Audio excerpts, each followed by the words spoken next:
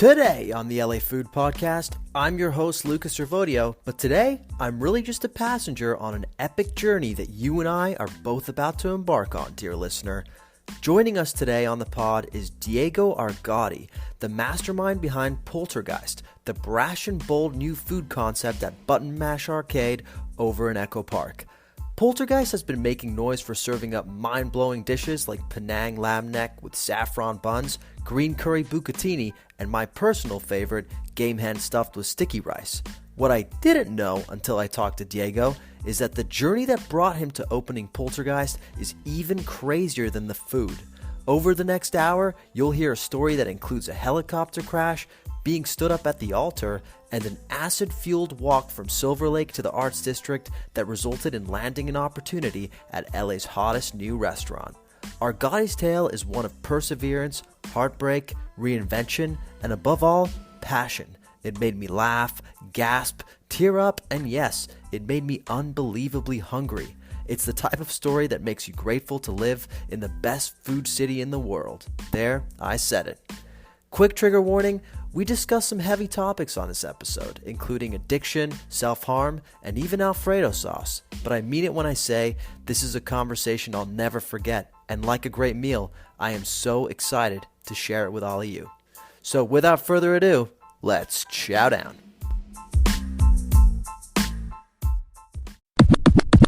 Joining us today on the podcast is Burbank's finest. It's the chef owner of Poltergeist in Echo Park, Diego Argoti. Diego, how are you doing today? Doing really well, man. Just trucking along. Yeah, joining us from on your day off. Thanks for doing that. Yeah, of course. What's a day off like for you? I have one. I have one on Monday. Yeah. And I find I share a lot of space with different pop-ups sometimes. So I have someone from Brevite who she's about to open up a spot in like 2 months.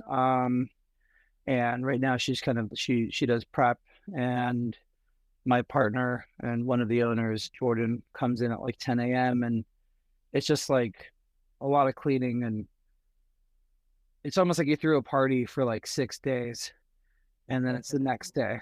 And then there's like a lot of just prep I do by myself and just kind of blast a lot of death metal and just kind of revamp like what did I do here and why did I do it? Now what are we doing again? And then usually I get dinner with like one of my staff members, or we'll go out to eat for like 3 hours afterwards and then come back and like brine chickens and brine lamb necks on mushrooms. Does brining chicken and brining lamb on mushrooms, is that significantly different than doing it sober? I wouldn't. It's funny because like it's just kind of how I do things. Sometimes, I didn't start taking hallucinogenics until I got sober from like alcohol and cocaine.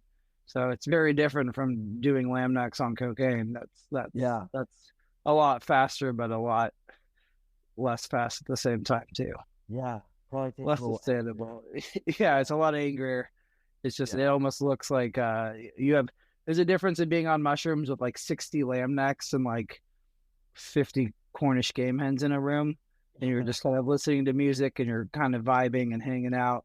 Then like you're just doing like 3 lines and chugging like a warm Heineken and then having a sharp knife. Yeah, like the vibe. It's just do the Cornish game hens or the lamb neck ever come to life during one of these sessions? No. No. I'll take it off the menu if that happens. I'm pretty sure that's not FDA approved. That's sick, man. Well, let's start at the very beginning. So you're from Burbank, is that right? Yeah. I'm from, my parents are both from Ecuador, and my dad moved here when he was 12. My grandma was, I think one of the first, definitely in like Ecuador. Like she got divorced really, really young and had like 3 kids, including my dad. and it was just like really shunned upon at that time. And then she learned how to like, she was a seamstress, and like um on top of her reputation, like became friends with like a designer who was like openly gay in Ecuador, which was like not really accepted at all. So he moved over to the US to make dresses for like Lucille Ball and different like celebrities in the 60s. And my grandma, and he brought my grandma with him, and like she left her family in a small pueblo, but was able to get citizenship with like my dad and everyone. So he moved here when he was like 12 years old. And I don't know if you ever been to the Virgil. Yeah. But that used to be an LA Times newspaper like distribution center. And my dad would like, that was his first job when he moved here, was like selling newspapers out of there, and his bicycle. And like, so super, just graduated Hollywood High in 1969 with like John Ritter, was a busboy at like, or no, was a bag boy at Vaughn's in like Safeway, and actually managed the Vons down in Montana, like a couple blocks over from me. Um, and grew up in Echo Park and the East Side, and then crack happened, and we moved to Burbank right before I was born. Crack happened in general, not to him. Not to him. No, no, he's never. I don't know where the fuck I got all my addictions from, but like my family, like I haven't seen anyone in my family drink more than like a beer or two in one sitting ever. So it's fascinating. That I think I feel like I've heard that happen. Sometimes if you don't, if it's not in the family, sometimes you just find it on your own. Well, I found it. But yeah, no. Then I grew up in Burbank. We were like one of the first like Latino families. Our neighbor was like from Vietnam, and then it was us, and it was really cool because it was just like a big suburban white community, and we'll be like, roasting pigs and cumbia bands, and my dad used to play a lot of music on the side, and it was a very surreal um world to live in. And we live right behind a Hollywood sign, and so LA was always just like a bike ride away. Yeah. And did that, the cumbia bands and the whole hog roasting, did that make your houses one of the more popular ones for your friends to go to? 100%. Yeah, 100%. It was just like, we also have a shit ton of fruit. We have like, we are just, like very just like, we just stewed a whole goat, come for dinner, like a family that honestly, that's kind of how I cook, because we grew up really poor, but I felt like we were like we were catfished to like just believe how rich we were when it comes to other things. So like if lobster or crab legs were, it was like the last day at the supermarket and they're about to go on clearance, like on midnight, my dad would buy a bunch of them and wake us up. Would have like a hard curfew, like very, very strict household. But he would wake us up at midnight and like boil crab legs on a school night and just like have us eat crab or have us eat lobster. And he's like, it's just to know that it's still is as fresh as what you would have had before midnight. But now we had it for like half off or something. That's Or cool. these deals would have like all the time, like a butter. Like I remember once he grabbed fucking jumbo shrimp covered in bacon, and I was like 8 years old, and it was just like wake up, eat this, go to sleep, and it was just like doing drugs. Were you pissed when this happened, when he would wake you up to eat like jumbo shrimp in the middle of the night as an 8-year-old, or were you just like He worked all the time. My mom raised me with my sister, and he worked like two jobs. He was an electrician at night, in the morning, and then he managed like regionally managed like so many Bonds and Safeways. He was the manager during Punch Drunk Love with Adam Sandler, and he was like the manager. So he was there with Adam Sandler, who was like my hero when I was like 8 years old, and just like shit like that. Samuel L. Jackson as Mace Windu, he got like his autograph, and he was like in Sherman Oaks. It was just, we would go somewhere and he would just have so many different connections and know people. And I thought he owned all the Vaughnses until I realized he's just, it was really cool to see that. But the food part was like something that just, I don't know, it resonates with me. We have a lamb shoulder, or it's a goat stew. It's a national dish in Ecuador with gooseberries and goat, and it's almost like an osso buco. And I remember like I was like 4 or 5, and it was a braised stew with a bone. And I just remember my dad sucking out the marrow, and I did the same thing he did. Yeah. And like till this day, I remember it being the most like disgusting and beautiful thing I've ever had. I almost like threw up right away, and then I was like, "What the fuck was that?" Like that's one thing that's changed me since I was like very young. But then my mom would like fry a whole beef tongue, because like Ecuadorian food is so different and it's hard to relate with. So it was like there isn't any here. It's really hard to find Ecuadorian food over here. Are there any Ecuadorian restaurants? There was a couple that a lot of them closed down, or a lot of them like changed, but like there really isn't. Oh, Caserio on Silver Lake Boulevard was one of the first ones, and that now is not there. But like, really something to do. Justice is like now it's hard to find. Food's always been like, it sounds like in your family. Like, did you always love it, or was it more just like was it just part of the furniture growing up? Like excellent food. I always loved. I definitely like something about like making recipes was always like fascinating to me. And I remember like my parents wouldn't really like read or have a lot of literature at home, and I'd always bring that, So like I'd find a recipe and I'll do this and that part was always fascinating. But cooking was always there. It was always like a big part of the household in a way that like I remember growing up with all these kids in Burbank. A lot of their parents were divorced or like single parents, and we'll go to their house and they'll have Taco Bell and fast food every night. It was takeout. And I remember like we would never eat takeout unless it was like something special. But they'll come to our house and they were just like in love with there was a home cooked meal every day. And for me, it was almost at some point, like it was almost like boring, until I realized like how different would eat rice and a pork chop with pickled onions and just a whole banana sliced up with avocado. And that's just what you would eat in Ecuador, but you wouldn't have that anywhere else. So you have like fucking Daniel Zartner from Burbank coming in to eat a banana and to watch people experience that is something that I know I kind of like really enjoyed. Yeah. Which is, even when my parents got divorced, I'll never forget, like my dad would work a morning job, get home at 2, and then have to leave at 3:30. I would walk home by 3:30, like 10 minutes away from the school, and he would just turn a corner and always say bye to me when he was like going back to work.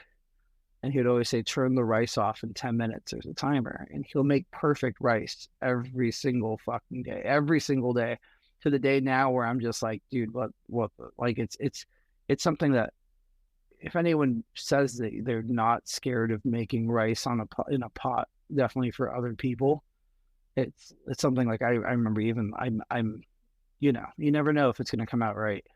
Yeah. You never know if it's going to overcook. You never know how your flame is. You never know if someone's going to fuck with it. And for like that man to do that every single fucking day, it was like the biggest flex I've seen in a long time, The regimentation of it too. No, I hear that because I grew up in an Italian family where like we would cook all the time, and like I had the incredible home cooked meals.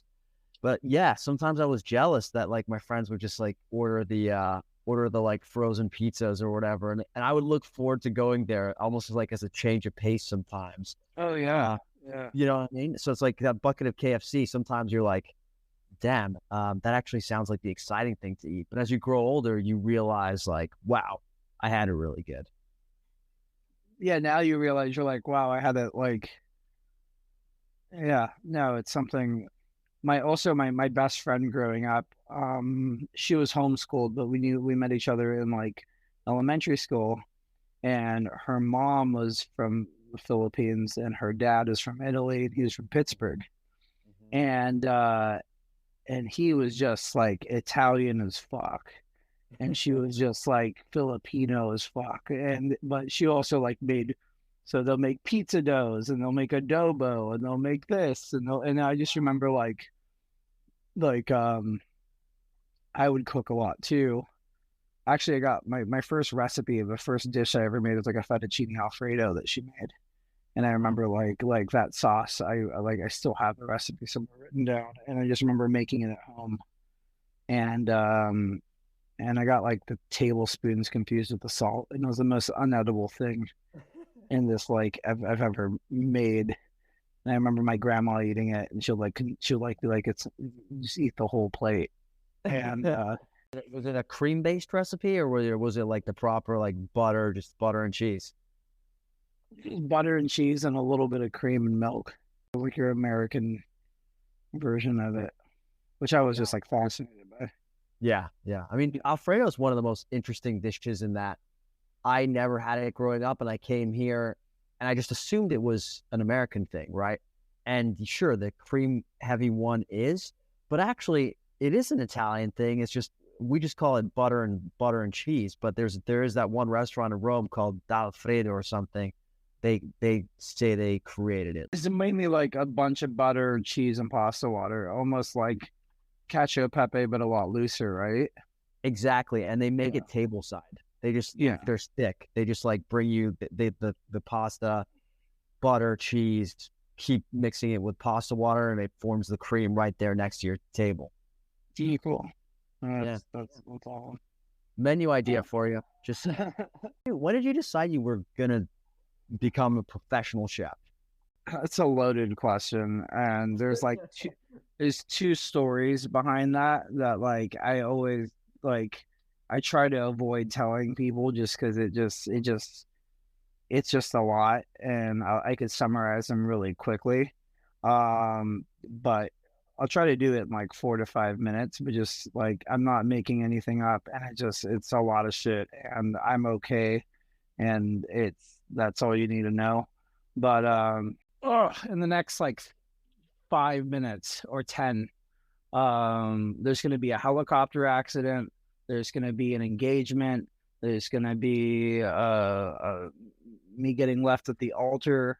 There's going to be a lot of shit. There's going to be me giving up a bunch of fucking full rides to scholarships. And yeah, that's like from 17 to 20 is what shaped me to wanting to be a chef when I never wanted to do it at all.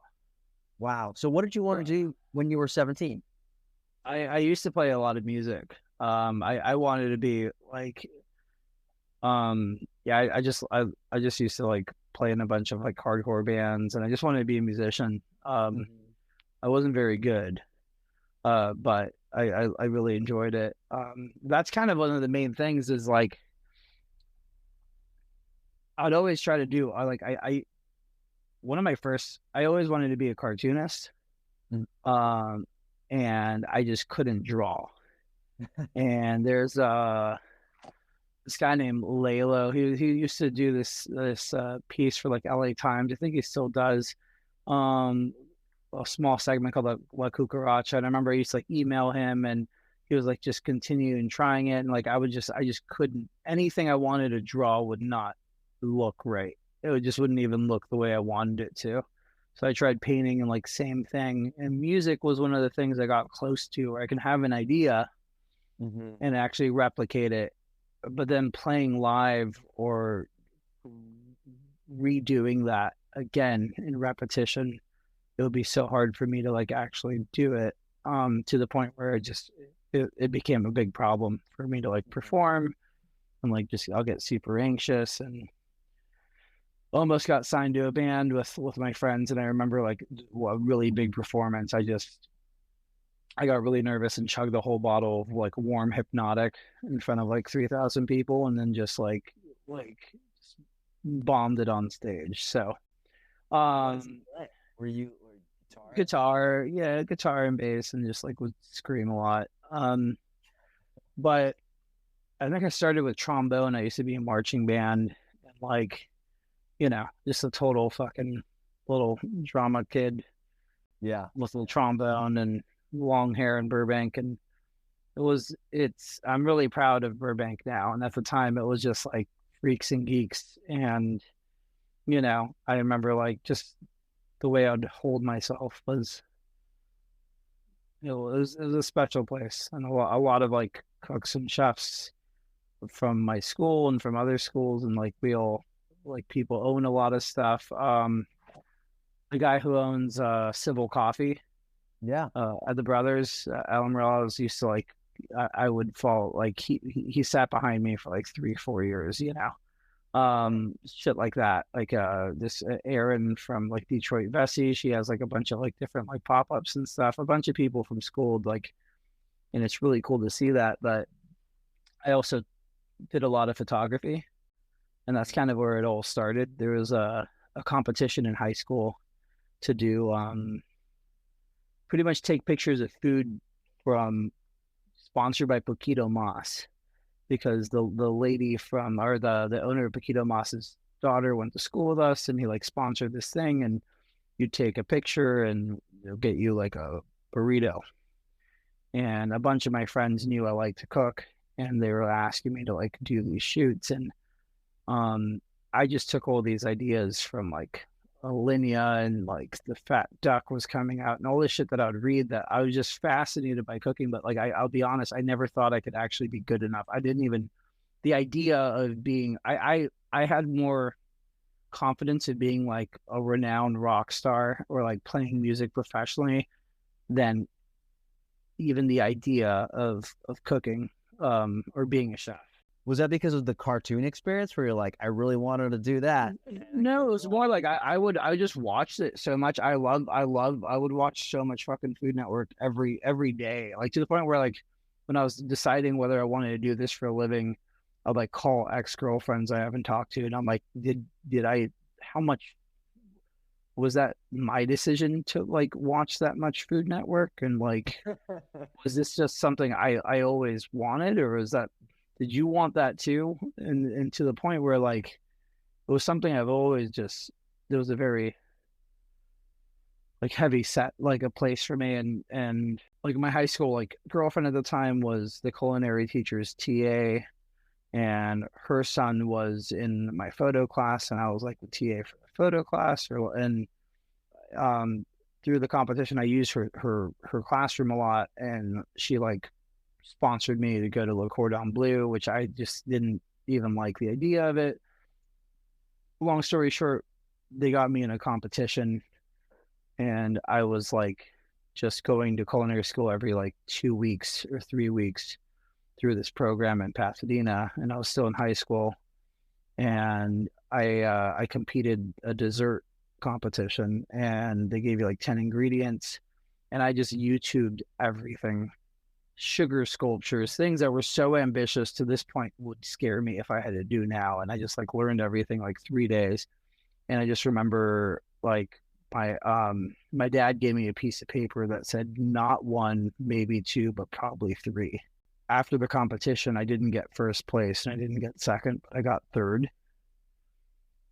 And he picked me up from the house, and I just reeked of alcohol, and I was up all night. And he said, if you actually tried and didn't party with your friends, you would have got first place. But since you didn't, you got third. But he knew he guessed what place I was going to get. Yeah, right. Wow. Before they even announced everything. And I was like, fuck. And then I had like this $10,000 check, but they really liked, I was like the people's choice of whatever. So they did a top 10 competition with a whole chicken, and I was going to do it. And I remember right before the culinary teacher was just a big mentor to me, and I just like I didn't want to do it, but I secretly did. And then we went to prom, and right before prom she was like, you should really do the competition. And she was going to Catalina Island the next day, and then she died in a helicopter accident. So then I stopped cooking, and I pulled everything out. And then I still had like some scholarship money from the competition, and I went to college. I went to Pasadena City College. I didn't want to cook anymore. I'm over it. Was it because Well, you? yeah, she was like my support system for that. I didn't even know what the fuck I was doing, you know? And then all of a sudden your mentor dies and you didn't even want the mentor. And then, you know, Yeah. you're not going to fucking continue it. And, so then I went to like Pasadena City College, and I really loved numbers, and I was just studying. I was trying to get some different transferring to either like Berkeley and other UCs, and I was doing really well. The first time in school, where I was always doing well, but like I was just excelling in different ways that like I was very comfortable with. So I like the competition of just like taking tests and studying and getting different things done, and it's just something I've never really focused on so much. So it was going really well. No, I was going to go transfer either up north, and I had a couple different scholarships, and it was cool. And then I met a girl who was riding a bicycle, and I haven't cooked for a couple of years, and I was riding a bike, and I just remember just like falling in love, um and then I started making weed brownies in Pasadena City College. Was she riding a bike as well, or were you? I was riding a bicycle, and then I gave myself a flat tire so I could talk to her. Wow. And this was while you were at Pasadena City College. Yeah, this is like right around that time, and she was from Pittsburgh, and one thing led to another, and just like just fell in love like super hard, and then I wanted to take her out, and I didn't have any money, and I started like, it was like 2007, 2008. I was like 18 or 19, and I started making weed brownies, and this is like right when like weed was kind of legal but not legal, and you can get a medical card, and I was making so many weed brownies, and they were called like Mr. Pink's Home Goods, and this is like when I was like photoshopping the little zigzag guy with a little pink brownie, and it was just like I got back into cooking to make drugs so I could sell those drugs to take her out to dinner. And that makes me feel so much better. I thought you were saying your love language to her was the wheat brownies and just feeding her wheat brownies, and I was like, no, she was no, that's weird. No, she's super Christian, and I lied about it. I lied about my faith in God, so I'm probably gonna burn in hell for sure for other reasons as well. But I just remember being like, "Yo, I love you," and that just turned into a whole other thing. And I just like on campus, I'd sell birthday cakes to like teachers and like deans of admissions and stuff for like $300-$400, and like I would have these paper bags full of these brownies and an apple and a Capri Sun, and just sell them for like $8 or $10. But like on campus, I'll bring like 30 of them with me, and it was just adding up a lot. And then I kind of like audited myself. I tried to put in a lot of money in a bank, and I was really young and really stupid, and I didn't know what to do with all my money, so I decided to spend it all in South America. One-way ticket, and left the girl, left everything, and went with a friend, and just started traveling Peru and Bolivia, and somehow I ended up buying a fucking kilo, and instead of trying to spend all the money, and then it was just a mess, and I just had to leave Peru after like 3 weeks. I called my aunt, and I had one shoe on, and it was really, really, really, really cool, but also like one of the scariest things I've ever seen in my life. And this girl was still in LA, and she was like, "I'm going back home. I don't know what you're doing." I don't know what I was doing. I said, "If you wait, I'll come back." And we drove cross country. I came back to LA, and we drove cross country to Pittsburgh, and I just left everything. I left all the full rides. I left every single thing. I left all the cocaine money in Ecuador. I just left every fucking thing and moved to Pittsburgh. These could all be like 3 different movies. Like, you know, It was like 2 years. like, But it's crazy. From your time in high school doing the like cordon bleu thing, that's like the Disney Channel original movie. Then you moved to college. Then you moved to college and are selling the weed brownie, and now we're getting into Breaking Bad territory. And then you go to South America, somehow end up with a kilo and move back. Now we're getting into like weird A24 territory. Like these are all. it was really I had like $4,000, and then I just lied about being a bartender, and I met like everyone I've ever worked with is Israeli, including Ori Menashe from Bestia and Bavel. Yeah. We'll get to that. But like, I just remember just meeting this like Israeli owner of all these hostels, and they just gave us a place to stay, and and we can move around from all these places. And I just lied about making drinks, and I just like Googled everything, and I just learned how to like bartend. And then the guys in charge of the bar were just these British guys just selling so much fucking dope. It was crazy. It was like, it was, I remember I was scared of drugs. I wasn't scared to sell it, but like, I never even tried it once, you know? Probably not till like later, or like actually cooking in LA. All that being said, give up everything. My parents are pissed because I left everything for some white girl, and they worked really hard to get here. And then I moved to Pittsburgh, and she still thinks I'm Christian as fuck. Has no idea about any of this shit. We moved there, and then she wants to get married because of her faith, and So we just fell in love. Christian. Were you doing like the full Christian? I was going to church. I was doing it. I was just, and I just like, I did not, you know, I was just living a double life. Yeah, something I don't really talk about too much. And then she wanted to get married because, I mean, if you're really Yeah. Oh yeah. you know, you got to get married in order to. No. Yeah. We and like, and I was like, yeah, let's get fucking get married. And then I was working at every job. I got fired from every fucking job you can think of. I was fixing bicycles. I was working at Guitar Center.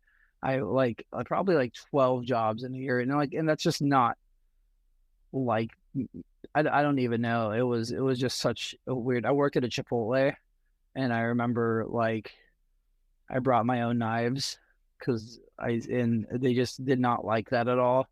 And I remember a lot of recipes, and I just remember like memorizing most of their recipes. Just they didn't like that either, but that's just how my brain works. And I remember just one day just like walking out, and then I worked at some other like restaurants, just like, hey, whatever job I can get. And it was kind of like igniting this kind of thing again, where I'm like, cool, this is interesting. This is something I miss.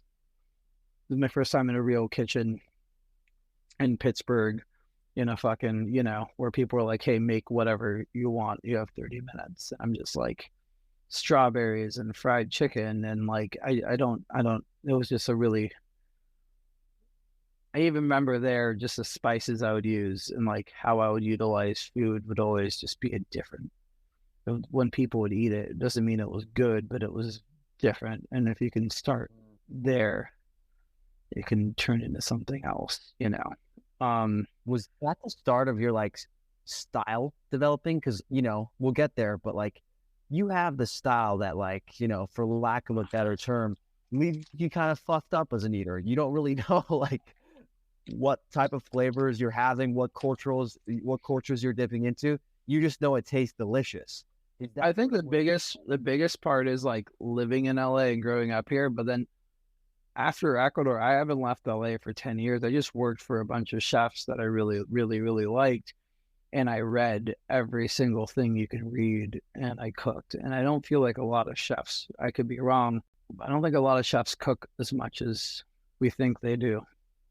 Mm-hmm. You know, and definitely you cook at another restaurant, you cook for someone else. But on top of that, like go back home and like make Tom Kha Gai 15 times, you know, and until it tastes even close to what you want it to be, you know. Go like mortar and pestle lemongrass, or go work on a mole, or like do something that you know it's not going to be right the first time and not the second time. But like to put that much effort in something, even when I started making bread and I came back with like Bestia and I was like in charge of the bread program and the pasta program. I remember like I didn't know how to make bread, but Ori he knew I really wanted to learn, and I made like 10 loaves a fucking day every single day, and fucked up every single loaf every single day out of my apartment for like 6 months, you know. Um, I think that's more like the combination of that and just being like, just eating so much and tasting so much and just like also being told what to do for 10 years, when I have like notebooks of these ideas that aren't very far away from the ideas I have now, but I just didn't know how to execute them. You know, I just wouldn't know how to execute them. And then now I'm at a place where I worked for so long to learn how to do techniques, to do this thing, to the point where it is become the art that I wanted, or the cartooning, or the guitar riffs, where I could think of something and now it tastes like what I want it to be on a plate. I just ran a special that I've been thinking about for like fucking 20 days every single day, and it's a braised and grilled beef tongue with a strawberry puttanesca, and it's fermented strawberries, capers, anchovies, and like thinly sliced garlic with lemongrass oil, and we just kind of do that, bloom everything, and then add the fermented strawberries, and then that's the puttanesca with pickled green strawberries, and I made my own vinegar and a little bit of fenugreek powder for some roundness, and then just lettuce cups, and then I made a rice paper out of beet powder, and just little pieces of rice paper, like 3 or 4 of them, and then you have the beef tongue and the strawberry puttanesca, and then I made a balsamic ponzu sauce, which is just balsamic and dark soy, and all of this came out of a place of just like bottling these ideas, but like really, it's like, you know, I kind of want to do like the short rib lettuce cup thing at Major Domo, or this, and then that comes from something else, and then like how do I make it something that I want, and then it's just like beef tongue tacos, but they're not beef tongue tacos, and then it's like strawberry puttanesca, it's tomatoes, but it's strawberry, and that comes from Jeremy Fox's, you know, strawberry sofrito that I had 10 years ago while I was eating risotto. So all these, or not risotto, it was over grits and or polenta, or however Italian you want to be at this moment, and then that with the strawberry sofrito and this, and so all these just accumulations of thoughts and ideas and inspirations and things that piss me off, and then it just becomes a dish, and then it makes sense. And okay, this is absolutely fascinating, and we're going to get to Poltergeist in the menu there, because there's things I want to ask you specifically about that and your inspiration. But we last left off in the journey of Argoti in Pittsburgh. You're making you're finally back in the kitchen. How did you get back to LA and start working at some of the hottest kitchens here? We were about to get married. My Facebook was open, and she read every single thing, everything. She found out everything. We were about to get married. It was like the week of. We had everything ready. I was making my own cake. It was just, you know, a small wedding at a garden, but we already like had all the paperwork going. My family was coming in. I haven't seen them in years, and everything was open. And she found out every fucking lie, every single thing I've ever said. And it was 2 days before the wedding, or 3 days before the wedding. Wow. And I've never felt that small in a long time. And then she wanted to continue the wedding, but then the day of, she called it all off. Can I ask you a question? Do you think so? You hear of people like who this happens to, with like leaving Facebook open or something, right? And they get found out, earlier you said you were living a double life and it was really tough. Do you think part of you left that Facebook open in case 2 days, like just in case she found it 2 days before the wedding and was just like, hey, I don't know if I can keep living this double life. I'm happy it happened. I'm really happy. It's something that, like, I even think, I don't know, I'll probably be married with kids in Pittsburgh, working an office job or something that I just wouldn't be happy with. And everything just, it all ended, and I didn't see her that day. And the next day was my birthday, and I started packing my stuff, and she said, let's go apple picking. And I was like, I'm leaving back to LA. I called one of my friends who had a restaurant. Her boyfriend at the time opened up a restaurant called Doomy's Home Cooking. Vegan spot? Yeah, and they just opened up a fountain, and they needed a dishwasher. And I go apple picking, and there are no apples. We drive for 2.5 hours, and I see airplanes, and I'm terrified of heights. And she knows this. I'm scared of fucking heights. I'm still scared of heights. And she's like, let's go skydiving. And I got you a ticket to go skydiving. And I know we're never going to see each other again, but let's go skydiving. And I was like, what the fuck? I still don't know till this day. And I went skydiving, and I'm more scared of heights now. And there's nothing like getting like left at the altar the night before and then going on an airplane with some random man named Steve, and you just fucking go on an airplane, and then everything is silent, and they turn the engine off, and you just jump off a plane. And then I move back to LA. The next day I get in my car, and then I go to fucking LA. The whole thing sounds like surreal, like a surreal fever dream, just getting left at the altar. And honestly, like, jumping out of a plane can sound like a fever dream too. For you to have had those two combined is insane. Do you want to know where we ate, like, our last meal together? Applebee's? Olive Garden. Oh, so did Alfredo make it? I'm sure it was. Yeah, Alfredo was very much involved. Wow, dude, the poetic connections are insane. All right, man. So you had a crazy couple of years there. How many years are we talking between, like 2.5? Wow, that's insane. So 2.5 years, all of this happens to you, and now you're back in LA at Doomy's working as a dishwasher. I'm at Doomy's. I'm house sitting with like one of my friends who also like was gonna get married, and his fiance like cheated on him with a Blockbuster manager, and just we were both in really dark places. And I was at Doomy's, and I just learned how to do a lot of dishes and drugs, and I didn't care. I didn't want to go back to school. I didn't want to talk to anyone. I think like it was just a very dark place, but I was also watching all the cooks cook, and it was something where I was like scared of cooking. I never thought I'd be able to do that, and I was just watching people fucking not care but think. It was really weird. Just thinking that that's the best they could be. They're the best at doing what they're doing, and it's a very natural thing you see now. And it's just I just remember that being like just starting to pick up a pan and flip something, move something, and just stare and watch like how hot is it, how long does it take for that to sear, what does that look like, what am I looking for, and and it was just I had a taste for I think I can do this. So then I start lying on I'm a big liar. I start lying on all my resumes, and I just try to get a job anywhere. And Animal just opened up.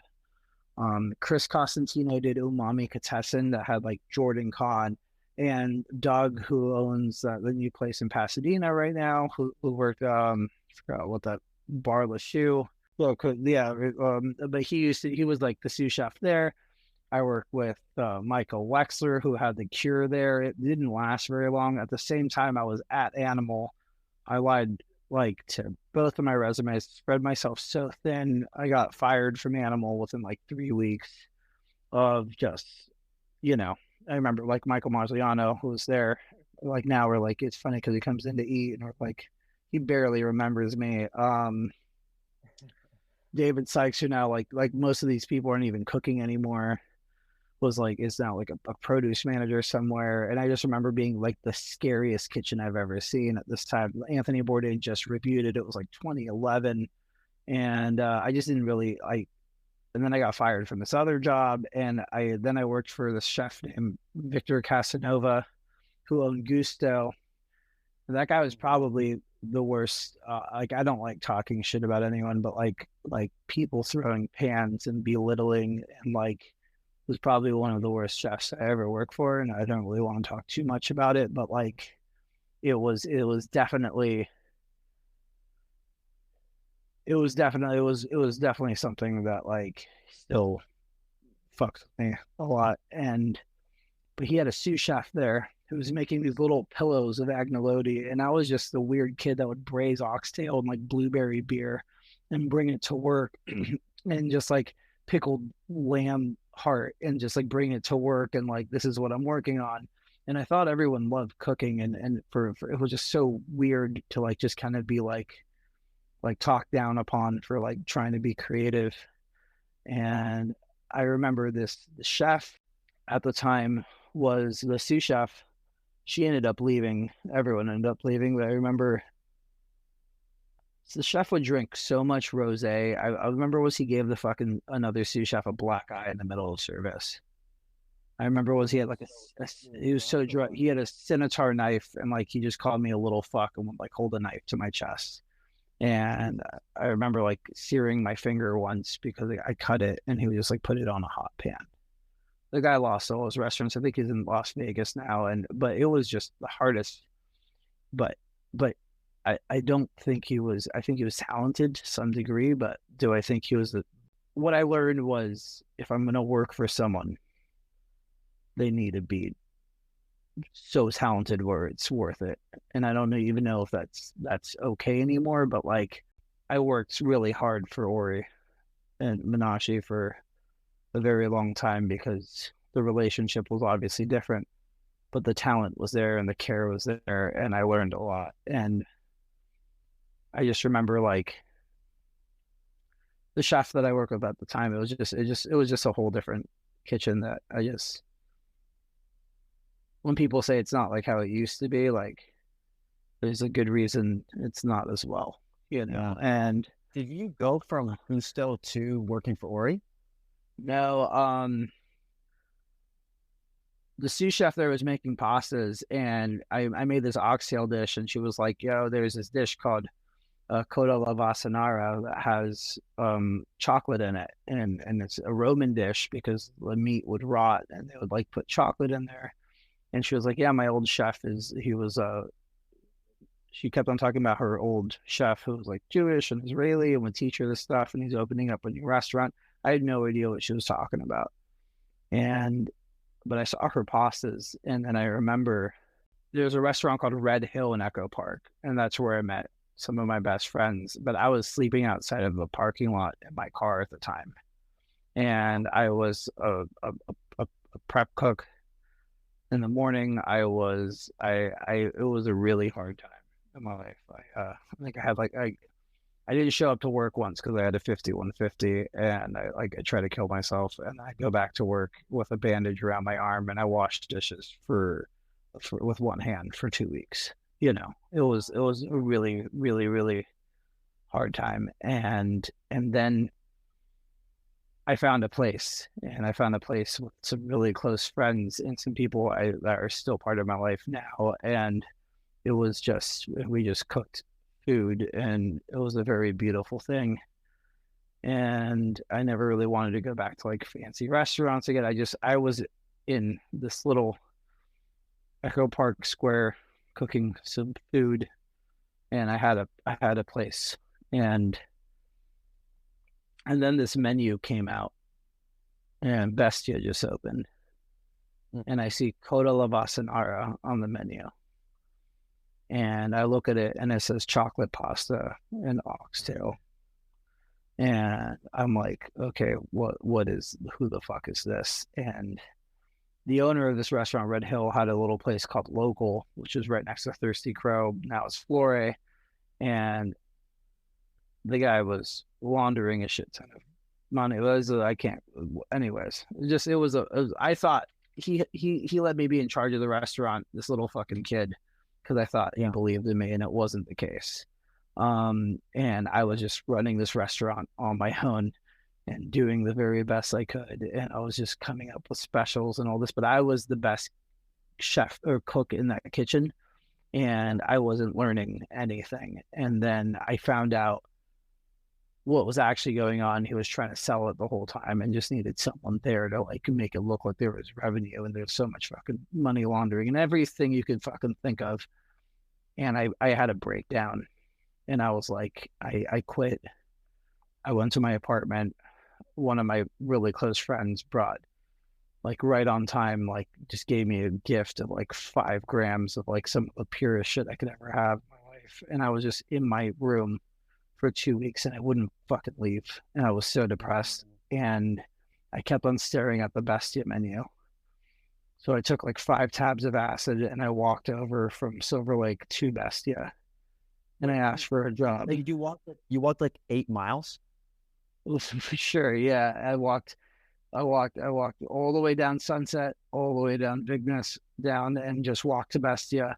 And I had the menu and I asked for a job, and I was tripping on acid, and they gave me a tour of the kitchen. And I see these little pillows of pasta, and I look at them and I'm like, that's the same pasta that chef from Gusto made.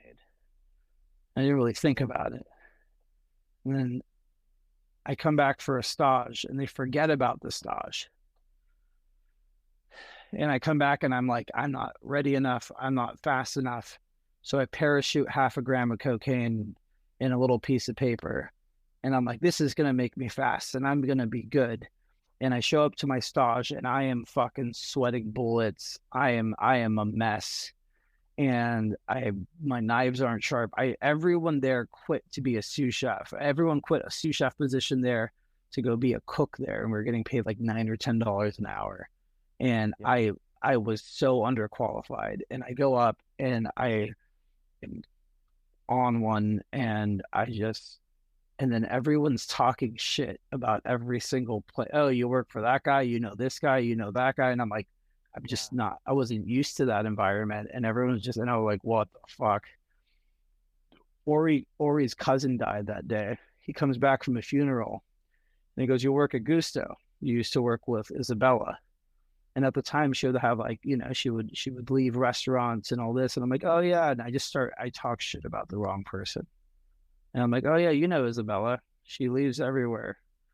And I was just like, look, I'm going to be cool like you guys. And he looks and he's like, Isabella worked with me for 5 years. She was someone I care about a lot. And then he just like, I was done. I'm not going to get the fucking job. There's no way.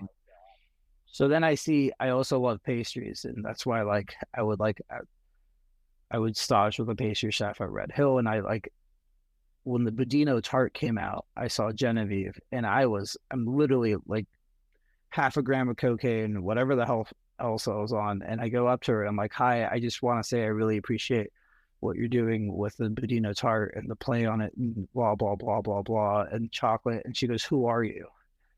And I'm like, my name's Diego. And she's like, you work here? And I'm like, no, I have a stage and it's not going really well, but I just wanted to like tell you, thank you.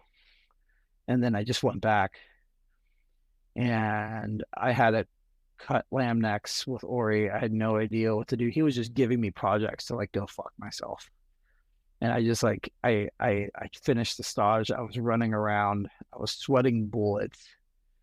And he sits me down and he has a paycheck and he says, look, you're not gonna, I can't hire you. They're only they're only open for like 5 or 6 days. They'll close at like 10 or 11. And he's like, I'm about to open up we were doing like 200 covers a night.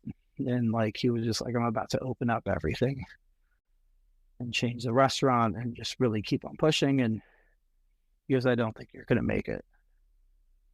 And he gives me a paycheck, and then Genevieve comes out, and it's raining outside. And he goes, I need to talk to my husband. And they're just arguing. And I'm sitting there really awkwardly with some other sous chef. They're just watching everything. Because Ori said, you should watch this. This is a good learning experience. So I was just sitting there. I'm like, this is interesting. And I was like, and then he goes, I don't want to, he comes back. He goes, I don't want to hire you, but my wife is making me.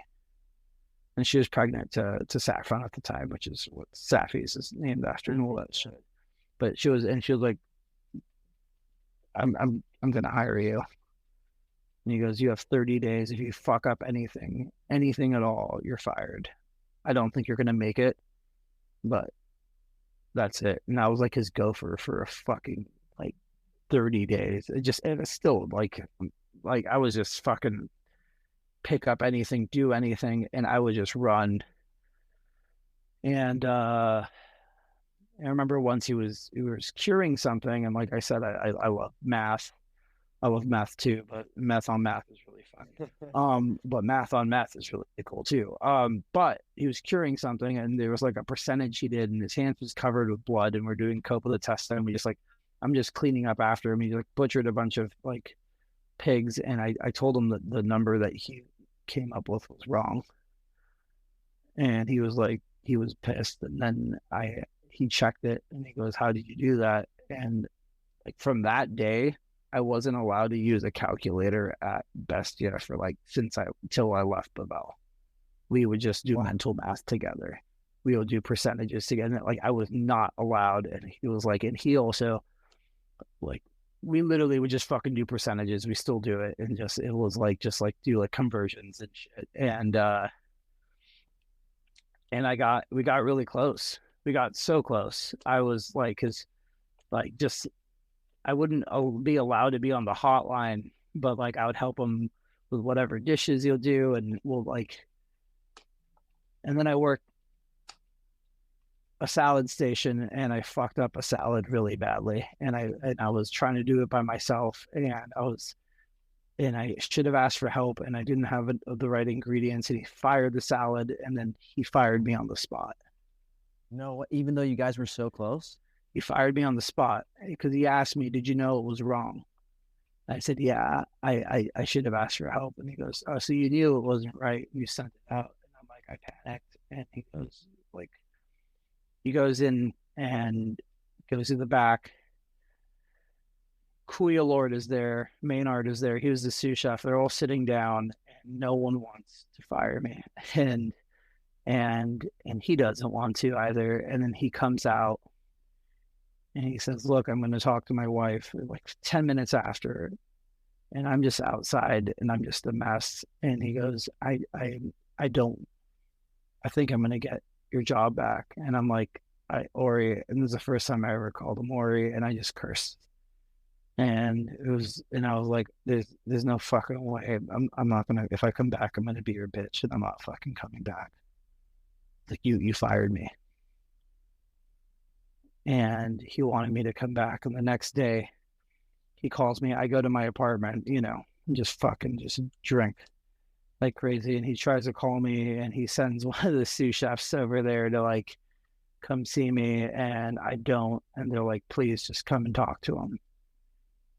And the next day I show up with my bandana, and I'm dressed for work and just as humble as possible.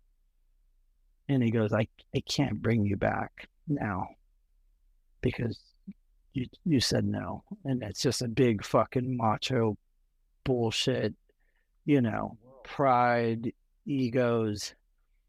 But he's like, I need someone. I needed money, and I was trying to work every single job I could. And he just gave me like a stipend to do the farmer's market. And I was just shopping, and it was such a good job. And I had it for like 3 weeks, and then I got fired. And then I was like, can I still do the market?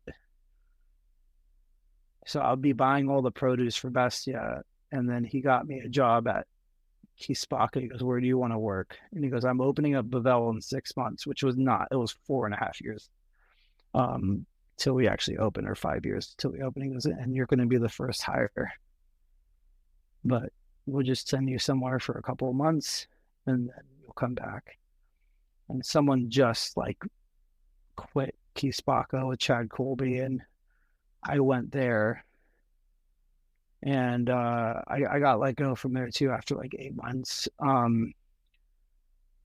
I had a really bad drinking problem, and but also like just something about the kitchen wasn't the same, and I just keep on like I don't think I pushed myself, or maybe I pushed myself too much, to the point where like just self-destruction was always there. And the kitchen was a lot more like lower pace, and I really enjoyed it. But yeah, it didn't work out once with I no showed because I had food poisoning, but everyone thought I was partying and I didn't call back. And it's just, when you have a reputation of being that person, it's really hard to be honest when you are honest. Yeah. You know, I was loyal to Ori. I said, we're going to go. And that was one of the biggest distances, is even same thing with Chad. It was like, what are your plans? And I'm like, I'm going to open up Pavel. I'm going to open up his Middle Eastern restaurants. And it was hard for people to believe in me or want me to like invest in me when I'm like, I have a goal. Yeah. Cause you're like, I'm not here for a long time. I'm getting every single thing I can get from you. I'm getting every fucking recipe. I'm getting every fucking idea. I'm watching how you cut things. I'm watching how you organize things. I want to see your salt ratios. I want to see your percentages. I want to see how you fucking run a line. I'm getting every single fucking thing I can. Take everything I can. And you know, when someone does that, I write every single thing down. I draw sketches of all the setups. I look at what the fucking BTUs are in their gas grills. I look at what kind of wood they use. I'm looking at why do you know, every single fucking thing I can. And it's like when you were at Chipotle, and memorizing the recipes there. It's just like, I just want to see systems and look at systems, even good systems and bad systems, and just broken Spanish is really cool. And it was just, I learned a lot. And then I was getting these ideas of like being a sous chef here and do this. And then I realized I knew how to butcher. I made a lot of charcuterie with Ori. I knew I knew how to do that, and I was learning a lot of it. But I started writing these weird ideas, and I wanted to do a chicken bread where I take a whole chicken and I put a loaf of bread inside the chicken, and I bake the whole thing, because the chicken normally bakes around 45 minutes at 450 degrees to 400 degrees, more or less, to get an internal temperature totally chill. But bread also does the same thing. So I'm like, if they both have the same cooking times, and I did it, and I've worked on this dish before, and it turned out perfect in a way that just like and it's kind of like based off like that chicken with the bladder, and in France with brioche and all those dishes, but I didn't know how to make bread. So I quit Broken Spanish, and they're like, why are you leaving? And I'm like, I told Ori, like, I quit. And he's like, why are you leaving? And I was doing so well. And he was like, we're about to open up Bavel, which we weren't. And I'm like, I'm going to go learn how to make bread. I need to learn how to make bread. I need to learn how to make pasta. I literally, when I quit, I was like, they were like, why? I was like, I'm quitting to learn how to work with grains. Which is just but you have all this like future ahead of you and blah, blah, blah. And I'm like, I want to learn how to work with grains. I don't know how to do that. And I'm going to quit everything I know and do that. So I was talking to Andy from Bub and Grandma's, and I was talking to every single person starting to make sourdoughs of like 2015, 2016. And I was also doing these like weird pop-ups inside of like, I was just doing a lot of weird shit, but it was cool. And Ori just fired his bread guy, and I was still delivering produce there, and he was always be there. I'll do events with him, and Ori just fired the person doing bread and pasta, and he goes, "You want to go work with bread? Why don't you make bread here?" And I'm like, "Oh, you're hiring me back?" And I'm like, "Fuck." He goes, "Why?" And he's like, "Why aren't you in charge of the whole bread program?" And wait, have you learned grain? I never ever made bread. Oh, geez. Ever in my fucking life.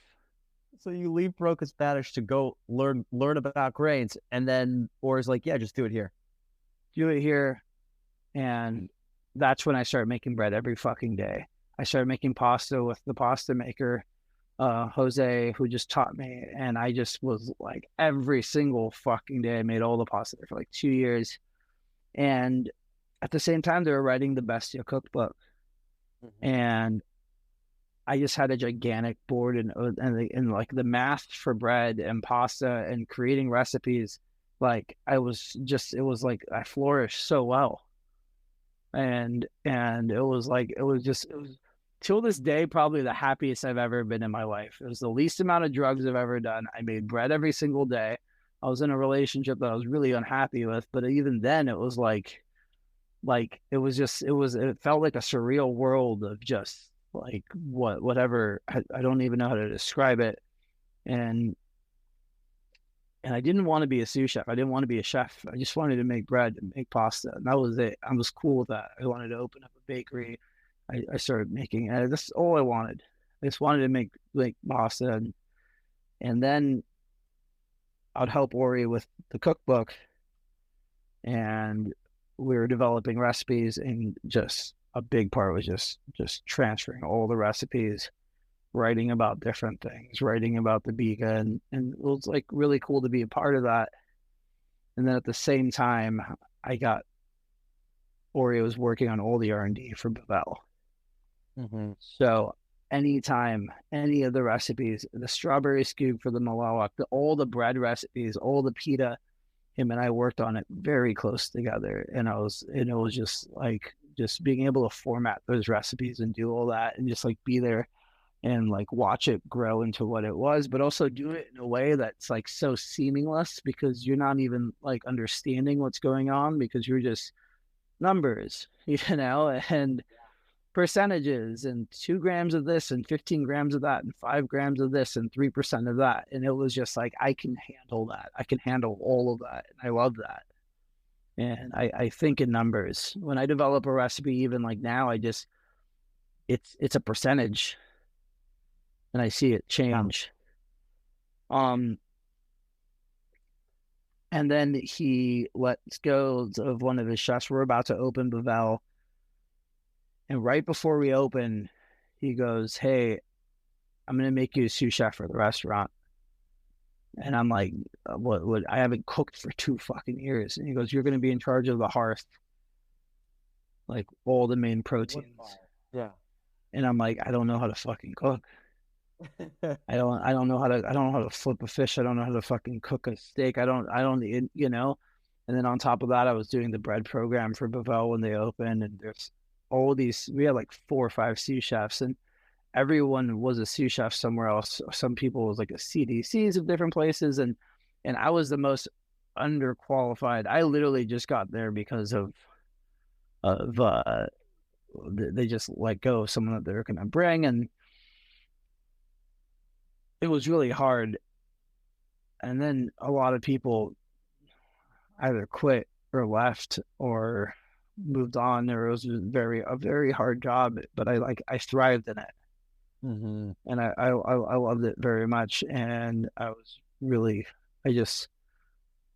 when you go into something thinking that you don't even have a chance at being good at it, you create this fearlessness of just doing it, and then and then watching Bavel open and being part of that, and like, I don't know, it was then I started doing a lot of stuff and developing, like in charge of the prep in the back, and then I moved from the hearth and start working on like R&D and stuff, and we worked on so much stuff together until the pandemic. all the pitas, all the breads, and the fermentation, and all, like, it was so much. But I personally wasn't happy anymore. I don't know. I was just drinking a lot. I was doing shit ton of fucking drugs every single day, to the point where I wanted to get fired. That was on me. I was like, yo, I'm gonna fucking, I get there at 8, I leave at 2, I'm gonna go do an 8-ball at a fucking warehouse party every fucking night, 5 days a week. Like, please fucking fire me. Yeah. Just like fire, like I need to just I can't get out. I don't remember the last time I was sober. And then I'll get promoted. And I'm like, what the fuck? And then I'll get like a raise. And then I'm just like, God damn it. And I'm just like, now I'm in the bathroom doing fucking just God knows what, and I'm a mess. And I get promoted again. And I'm like, and it got to the point where during the pandemic where my dad got sick, and I needed to help him, and I couldn't balance everything. And I remember like going to go like help him like change his fucking, and you gotta change your old man's diapers, and it's just a lot. And then you have 2 nosebleeds from doing so much fucking shitty drugs, and then you just look at yourself and you're like, what am I doing? Yeah. And I quit. And You quit? And I quit Blavel. And it was the pandemic, and I just started, I lost my identity as a chef. I wasn't a chef anymore. I was just, and it was really, really hard. And but I was being told so much for like 10 years of what I can or can't cook. Yeah. And this is the first time I could cook whatever I want. Yeah, and I just remember being like, what should I cook? And I remember on my phone just texting like a notes, and I was like, just weird food. And I wrote 3 dishes down. That was a tortellini and pozole verde, with just a pork rillette and hominy. And I did a cheeseburger ravioli with just braised chuck and beer and onions, and I put a little piece of Velveeta inside each cheeseburger with shoestring fries. And I did a ketchup and mustard pasta, and it was like tomato paste pasta with mustard pasta. And then I made a sauce of just butter and tomatoes, and it was just very simple.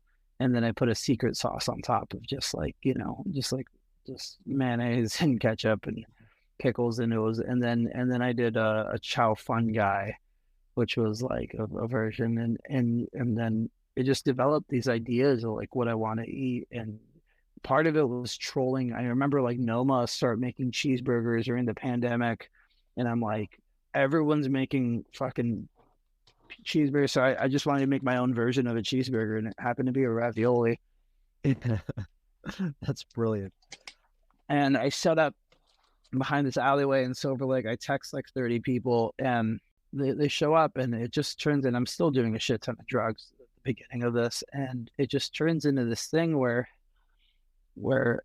like it worked, and it was just it was something special. And then this kid walks in, and he's about to tag a wall, and we should not be out there. And he's like tagging a wall, and I'm like, yo, are you guys hungry? And I cook him, and he's younger, and I cook him and his girlfriend one of each dish. And the cook got like, he actually cooked too, and he was like a short order cook, or I think he worked at like a couple spots, and just reminded me a lot of myself. But it was funny because he ended up going to go work at Damian, and went to go like try to work at other restaurants. He worked at Here's Looking at You, and he found me a couple years later, like 2 years later, and he saw an article, and he goes, I remember tasting your food in the alleyway. And and now he works with us At Poltergeist. at Poltergeist. Wow. And he is a little fucking crusty punk fuck up kid that but he cares so much, and it's like it Estrano started turning into something that was it got out of hand, and I was blacked out drunk doing just drugs on the line, and one of my friends told me, hey, you have something really special going on, but you're going to ruin it because you're ruining yourself right now. And I told him, like, fuck off. And I took 10 tabs of acid. I did 2 8-balls the next day. And Estrano, for listeners who don't know, Estrano was the name of this pasta pop-up, right? It's still going. It's gonna be very random. It could, like, the whole reason I opened up a restaurant was to continue Estrano. Yeah. And most people do the other way around. Right. You open up a place and then you get a brick and mortar, and then you have 5 Dave's Hot Chickens. Cool. My what makes me happy is Estrano, and it got so big that I couldn't do it out of my house anymore, and I was doing all the prep, and it was just, I bought fucking like 3 refrigerators from Best Buy, and it was not okay. Your friend was saying you're gonna ruin it, basically. But this is like, yeah, at the beginning, and I just remember being like, yo, like, fuck you, and I did like I did so much drugs that I got sober the next day, and I stopped, and then I had this idea of, like, I need a bigger alleyway, and I start driving around town, and I'm looking for spaces, and I'm with my mom, and she sees me having like cold sweats, and she's like, I think you have COVID, and I'm like, no, I'm like, I just have cold sweats, and she's like, what's that? And I'm like, I'm detoxing right now, and it's it's something really hard to like tell someone that, and just the withdrawals, and I just put all my energy into like finding a spot, and I find a fucking alleyway, and we set up, and I remember it just turned into something really special really quickly, and it was a lot more than just the food. And most of my staff now are people that were in line at Estrano, cooks from Howland Ray's, cooks from other places that would just want to learn. And at this time I was using, I met the owner of Button Mash, and I met him actually through some other pop-ups years ago, and I used to call myself Double Fisting Diego, and I don't recall any of that. And I told him to come to Bavel, and he did, and I just like cool guyed him, and I was like, sorry, I don't know who this guy is. And he wanted to say hi, and then I went out to the floor and just said hi to another chef, and just like literally like just was like right next to him, and he thought I was an asshole. So then I asked him for help, and I was like, yo, can I use your kitchen because you're not using it? And he was like, no. But and then I came back to him, and I'm like, I want to cook soups for Thanksgiving because everyone's dying, and a lot of people, I just want to do something. And he let me do it in the parking lot, and we kind of do that every year now. But and just turned into this thing where he's like, what, like, he saw it, and he believed in me, and we were just friends. And he was someone where, like, if I needed to borrow $1,000 for a COI or something, he'll lend it to me. And he was transitioning from going from Button Mash and letting Tacos 1986, and he just opened up a place called Alma's, which is a cider bar. And he was like, hey, can you come up with a menu? And I'm like, sure. And I did the waffles and the pickles, and just kind of like, it was like our one-off thing, and we did it. And then he told me he was going to get Tacos 1986 into the space at Button Mash, and I was still in like a really tough place, but I was doing all these pop-ups and just really but we developed a really close relationship. And then the Tacos 1986 thing, they were supposed to like change their menu, they never did, and the neighborhood just wasn't happy. about having a taco spot there. When you have Starry Kitchen was there, who was like a pop-up beforehand. It was so special, and it was, when and all them were like, it sunk the place down in a place where you lost your clientele. Also, it's Echo Park. Angels is down the street. I'm there all the time, and so you saw me was gonna have them leave for Dodgers, and around September they leave without telling everyone. But we heard through a cook. It was a mess and a lot of pride. And they were supposed to change the menu and make it a special menu, and they never did. And I get in there on a Sunday. They're about to on a Monday, and I write pretty much what the bar menu is now. I've never made a cheeseburger in my life before for a restaurant. I made them for myself a couple times, and I remember having to learn how to make a cheeseburger. I have a cook. You're like, I can make it in ravioli form, but I can't. Right. I don't. Yeah, I had this guy from Moo's Craft Barbecue, who, like, some say he got fired. He says he quit. They were saying he's like an alcoholic, and like he came to all the pop-ups. He brought me a joint with a crutch on them. I'll be very, very honest. I am sober on alcohol and methamphetamines and cocaine. Those are my demons. I didn't start smoking weed until I got sober, and anyone that judges me for that can fuck off. They call it California sober these days, I think. I call it surviving. I call it, hey, I'd rather fucking take some mushrooms right now than just like, turkey base my ass full of cocaine again. Yeah. Like, if anyone wants to fucking judge me, I'm like, let handcuff me.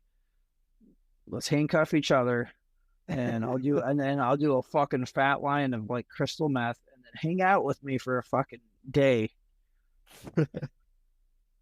And then, will you be cool if I do some mushrooms sometimes instead of ever doing that again? Yeah. Like, will you be like, that you're not really sober? It's like, oh, yeah, thank you. But like, like when I want to relapse, I take acid, and it's just, that's me. That's just me right now. And maybe one day I'll get better. But like the fact that I haven't put anything up my nose in 2.5 years is something that I didn't think would ever happen.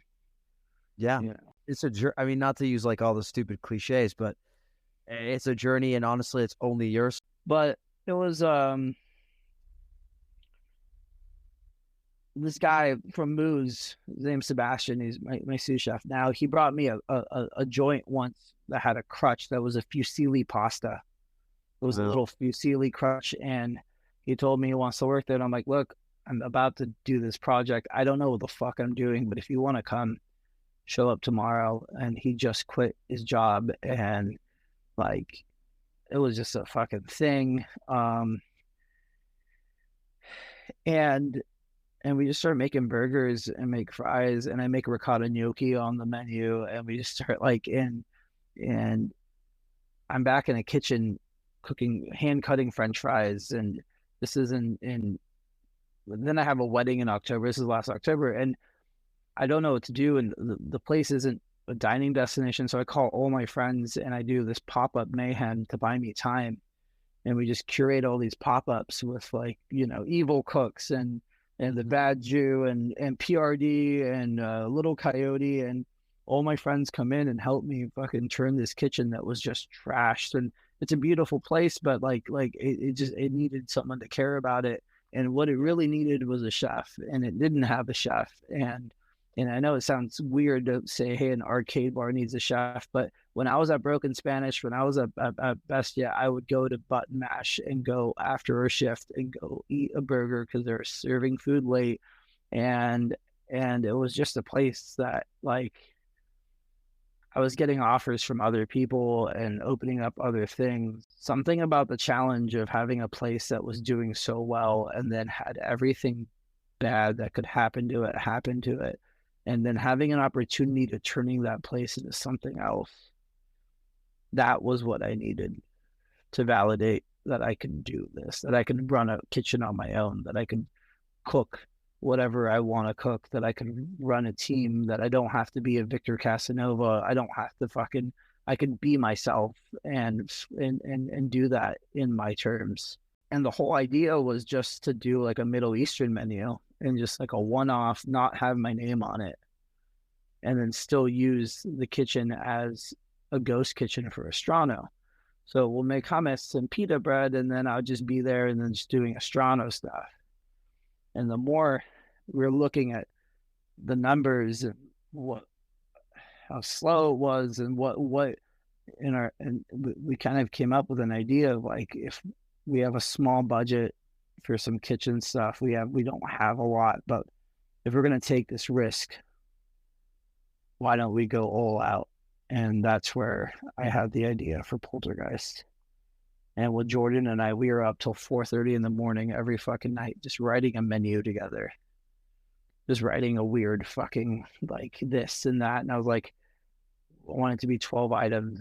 And he would be like, I want, a big inspiration's like everything in New York, but I've never been in New York. And he's like, look at this, like make a squishy bread. I want a squishy bread. I want a burrata, and he wants a green salad. And I said, go fuck yourself. So then like I made the Parker House roll with the fermented butter. And like the fact that I was with all my cooks yesterday, and we went to dancing. So we went to go get the short rib last night, really late, Sanang done. And I just remember talking about the quenelles at 4 a.m. with all the cooks. And like, I just took them out, and one of our cooks started crying, and he was like, you have no idea how hard it is to make a quenelle. And he was from my Hallucinogens, and I was like, I do. And he's like, there's no reason we need to do that, but we do it. And I'm like, for me, it's a fuck you to like every fucking restaurant in LA, but it's also like, I love what I do. And apparently this Mauricio, he's one of the closest, he's a very special cook. He's a very special person, and he saves me every day. They all do. But he would get peanut butter with a hot spoon and practice quenelling every fucking day. Well, that's what like you were saying. Like, it's the people who like go home and fucking cook. Those are the people who are like, who love to do it. It's the same thing. If you love this, yeah, get the peanut butter out, get the hot spoon, and quenelle your ass off. Yeah, it was the iridescent silverware, and my version of a burrata plate was octopus burrata, and then the green goddess salad. We're gonna call it the green goddess salad. And I was able to do all these ideas, but it needed to be sustainable. Like I can cook really weird food once a month in an alleyway, and that's fine. Yeah. But to like see a business and look at numbers, and like numbers don't lie, and like actually do something that's approachable, and I don't change all the time. And I have to be okay with that, which I never knew if I was, I still don't know if I am. But like it's like I wanted to change the menu like 3 times already, the whole fucking menu.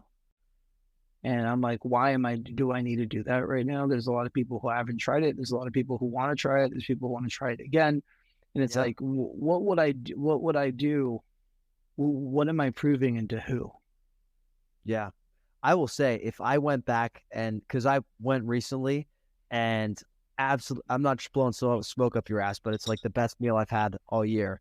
And I loved the game hen. I loved the lamb neck. And if I were to come back and it wasn't there, I'd be pissed. Yeah, and that's why like I've been like working on all these new specials and like other ideas, and like I have a replacement for every single dish there. I know exactly what I want to do with every single dish there. But also it's like, it's a restaurant, but now we're busy, and it's crazy, and it's lively, and we're able to make it special. And the food that's coming out of that kitchen with 4 cooks I'm honored to be around that amount of talent.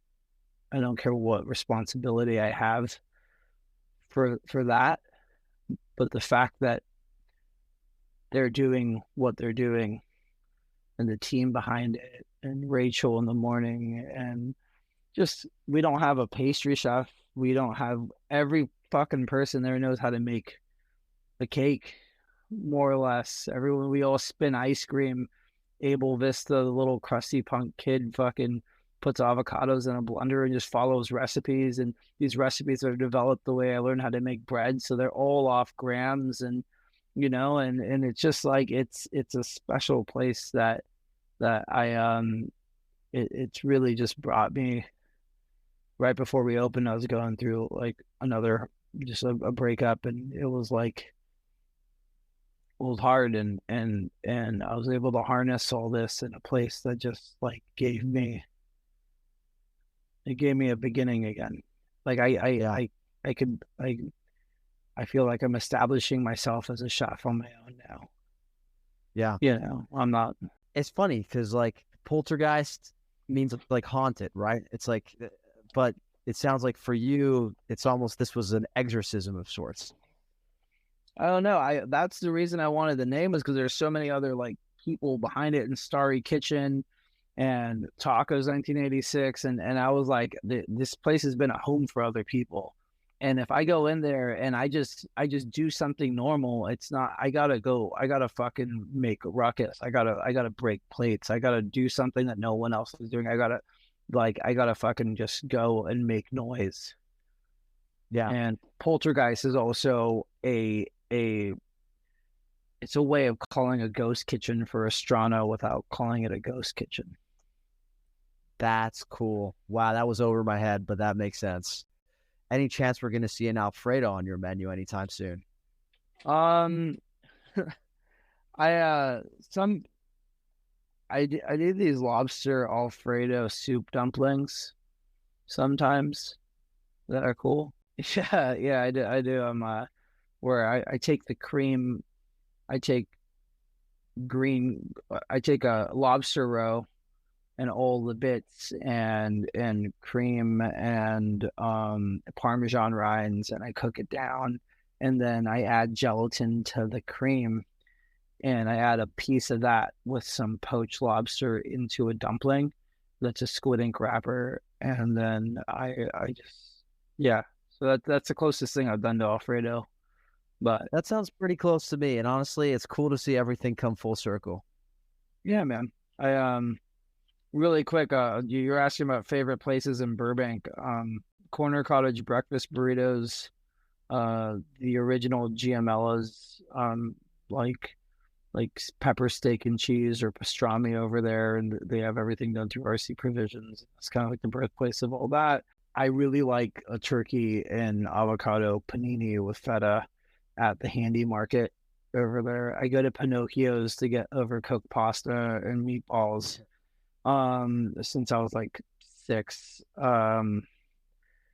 Yeah, now donuts on Magnolia under like Donut King or Donut Prince is really good. So it's a good spot. Last question, this wasn't on the agenda, but I just, hearing your story, I just wanted to ask, like, young people, young cooks who, are trying to get into it, who have a passion, who have an idea, what would you tell them?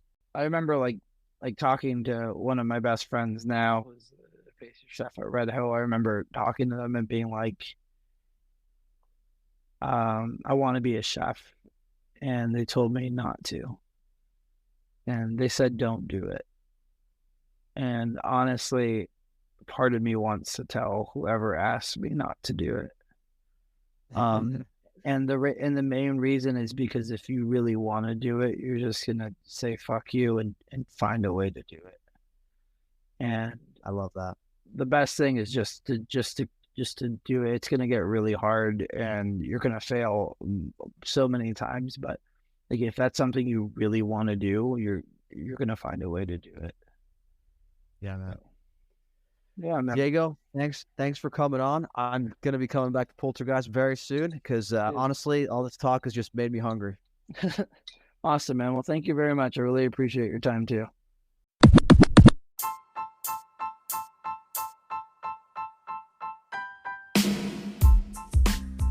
Thanks for listening to another episode of the LA Food Podcast. I sincerely hope you enjoyed it. What are you doing? Why aren't you at Poltergeist yet? I'll meet you there. But seriously, if you enjoy this episode, I hope you'll go to wherever you listen to podcasts. You'll leave us a rating, a review. Maybe you'll even subscribe if you should be so inclined.